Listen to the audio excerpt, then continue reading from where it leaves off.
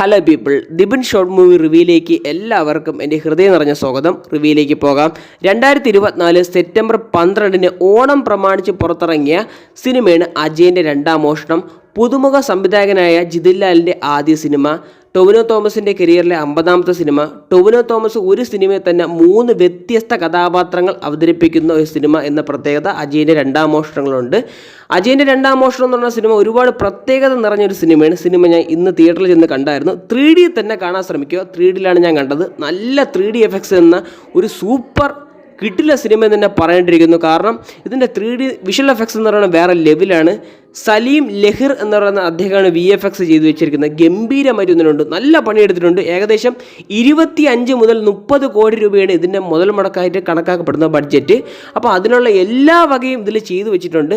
പിന്നെ ഈ സിനിമയുടെ ഒരു താളം എന്ന് പറയുന്നത്, ഇതൊരു അമ്മുമ്മ ഒരു ചെറുകുട്ടിയോട് പറഞ്ഞു കൊടുക്കുന്ന ഒരു കഥയാണ്. ഒരു കൊച്ചുമോളോട് പറഞ്ഞു കൊടുക്കുന്ന ഒരു കഥയാണ്. ഒരു മുത്തശ്ശി കഥയാണെന്നിങ്ങനെ പറയണം.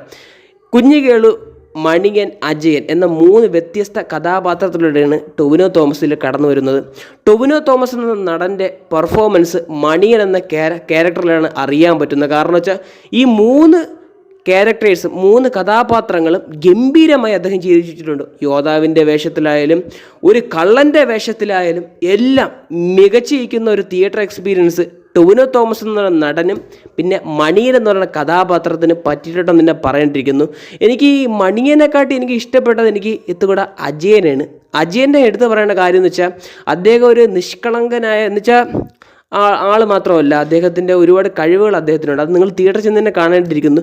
പിന്നെ എടുത്തു പറയേണ്ട കാര്യം എന്ന് വെച്ചാൽ കൃതി ഷെഡ്ഡിയും അജയൻ്റെയും ടൊവിനോ തോമസിൻ്റെ പ്രണയ രംഗങ്ങൾ എനിക്ക് ഇഷ്ടപ്പെട്ടു. തനി നാടായിട്ടാണ് എടുത്തു വെച്ചിരിക്കുന്നത്. എന്ന് വെച്ചാൽ ഒരു വ്യത്യസ്ത ഓവർ ക്യൂട്ട്നെസ് ഇല്ലാതെ കൃതി ഷെഡ്ഡിക്ക് ചെയ്യാൻ പറ്റി എല്ലാ കാര്യങ്ങളും നല്ല, ഇവർ തമ്മിലുള്ള കോമ്പിനേഷൻ എനിക്ക് വളരെയധികം ഇഷ്ടപ്പെട്ടു.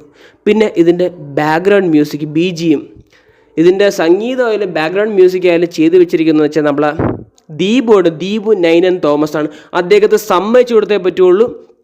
ഹെവി സാധനം, ഹെവി, ഒരു രക്ഷയില്ല. BGM ആയാലും സംഗീതമായാലും എല്ലാം മുന്നിട്ട് തന്നെ നിൽക്കണം. കാരണം പ്രത്യേകിച്ച് എടുത്ത് പറയുന്നത് സെക്കൻഡ് ഹാഫിൽ അവൻ്റെ ചെണ്ടമേളം ഉള്ള ഒരു ഫൈറ്റ് സീക്വൻസ് ഉണ്ട്. ഗംഭീര ചെണ്ടമേളം എന്ന് പറയുന്നത് നമ്മളെ കേരളക്കാർക്ക് ഒരു വികാരം തന്നെയാണ്. കാരണം തിയേറ്ററിൽ നിന്ന് എനിക്ക് കൈയും കാലൊക്കെ വിറച്ച്, കാരണം വെച്ചാൽ നല്ല അത്രയ്ക്ക് രോമാഞ്ചിഫിക്കേഷൻ ഈ ചെണ്ടമേളമൊക്കെ കേട്ടപ്പോൾ. ആക്ഷൻസൊക്കെ വേറെ ലെവല്. 3 സ്റ്റൺസാണ് ചെയ്തിട്ടുള്ളത്. 3 സ്റ്റൺസ് ചെയ്ത ആളെ പേര് ഞാൻ പറഞ്ഞുതരാം. ഒന്ന് വിക്രം ബോർ, പിന്നെ ഫിനെക്സ് പ്രഭു, 2 സ്റ്റൺസ് ചെയ്തിട്ടുള്ളത്. കളരി സ്റ്റൺസ് മാത്രം നമ്മളെ GP ശ്രീകുമാർ ഗുരുക്കളാണ്, അദ്ദേഹമാണ് ചെയ്തിട്ടുള്ളത്. ഇവർ 3 പേരും നല്ല വൃത്തിയായി പണിയെടുത്തിട്ടുണ്ട്. എവിടെ നോക്കിയാലും സിനിമയ്ക്ക് പോരായ്മയില്ല. ആകപ്പാടെ ഒരു ഇതുള്ളതെന്ന് വെച്ചാൽ ആ ക്ലൈമാക്സ് ഒന്ന് കുറഞ്ഞു പോയോ, അത് എൻ്റെ പേഴ്സണൽ ഒപ്പീനിയനാണ് ഞാൻ പറയുന്നത്. എൻ്റെ വ്യക്തിപരമായ അഭിപ്രായമാണ്. ആ ക്ലൈമാക്സ് ഒന്ന് കുറഞ്ഞു പോയോ എന്നൊരു ഫീല്. പക്ഷേ മണിയൻ എന്ന് പറയുന്ന കഥാപാത്രത്തിന് നിങ്ങൾ എവിടെ നിന്നിട്ട് കാണുന്നു അവിടെ നിന്നിട്ട് നിങ്ങൾക്ക് രോമാഞ്ചിഫിക്കേഷൻ അടിച്ചിരിക്കും, അത് ഉറപ്പാണ്. ഇതിൻ്റെ വ്യക്തിപരമായിട്ടുള്ള അഭിപ്രായമാണ് ഞാൻ പറയുന്നത്. സിനിമ എങ്ങനെ എടുത്തു നോക്കിയാലും വെറുത്ത് വാച്ചിക്കണം. കൊടുക്കുന്ന പൈസയ്ക്കുള്ള മുതൽ എല്ലാ സിനിമയ്ക്കും ഉണ്ട്. അപ്പോൾ OTT വന്നു കഴിഞ്ഞാൽ എന്തൊക്കെയോ സംഭവങ്ങൾ ചെയ്തു വെച്ചിരിക്കുമ്പോൾ തോന്നുമെങ്കിലും, കാരണം മണിയൻ എന്ന കഥാപാത്രം നിങ്ങളെ പിടിച്ചിരുത്ത് OTT വന്നാൽ പോലും. പക്ഷേ എൻ്റെ മാക്സിമം ഒരു അപേക്ഷ എന്ന് പറഞ്ഞാൽ തിയേറ്ററിൽ ചെന്ന് 3D തന്നെ കാണാൻ നോക്കുക.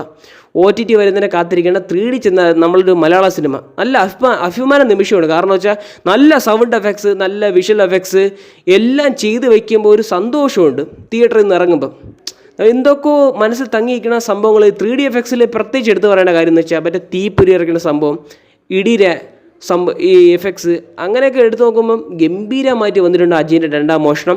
ടൊവിനോ തോമസ് എന്ന് പറയുന്ന നടനെ സമ്മതിക്കണം. അദ്ദേഹത്തിൻ്റെ ക്ഷമ, കളരിയായാലും അദ്ദേഹത്തിൻ്റെ ബോഡി ഫിറ്റ്നസ് ആയാലും ആക്ടിങ് സ്റ്റൈലായാലും വേറെ ലെവലായിട്ട് വന്നിട്ടുണ്ട്. ടൊവിനോ തോമസ് ഇങ്ങനെ പോയി കഴിഞ്ഞാൽ അദ്ദേഹം വേറെ ലെവലാവും, സത്യമായിട്ട് പറയുകയാണ്. കാരണം എടുത്തു പറയാൻ വാക്കുകളില്ല അദ്ദേഹത്തിനെ കുറിച്ച്. ടൊവിനോ തോമസ് നല്ല വൃത്തി പെർഫോമൻസ് ചെയ്തിട്ടുണ്ട്. പിന്നെ ഫാമിലി ഓഡിയൻസിന് ധൈര്യമായിട്ട് ടിക്കറ്റ് എടുക്കാൻ പറ്റിയ ഒരു സിനിമയാണ്.